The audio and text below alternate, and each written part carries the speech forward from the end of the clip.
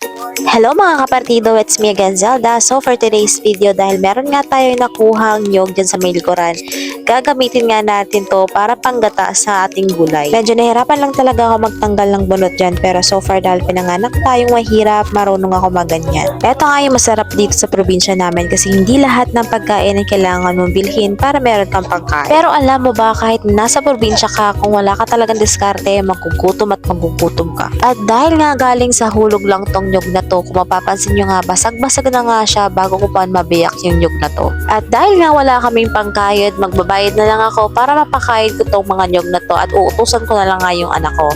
At meron nga ako napansin na meron naman mga panibagong dahon yung mga kamuting kahoy sa bakura namin, kaya naisipan ko kumuha ng konti para naman meron akong pandagdag dun sa gugulayin na binili ko kay Manong na kung sa Bicol nga tawagin ay ugob. Kunti nga lang muna yung kinuha ko para naman meron akong gugulayin sa mga susunod na araw.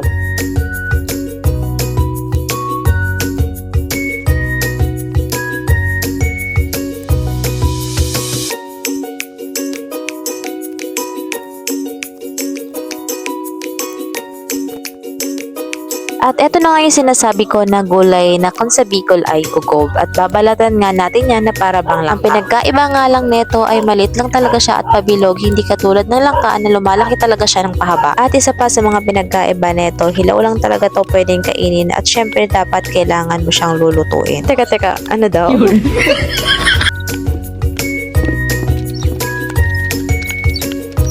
At ito na nga, malapit na ako matapos at ipapaluto ko na nga to sa panganay kong anak para meron naman kaming ulam sa pananghalian. Yan, Chef Gigi. Gulay na ugob. Wow! Naggulay ng ugob si Chef Gigi. Chef. Okay ka lang, Chef? Okay ka lang, Chef? At ito na nga, naluto na nga ng aking anak yung aming gulay. At dahil hindi ko nga alam kung ano sa Tagalog yung gulay na to, baka pwede naman na i-comment mo sa baba. At paki-like and share naman. Until my next video, maraming salamat!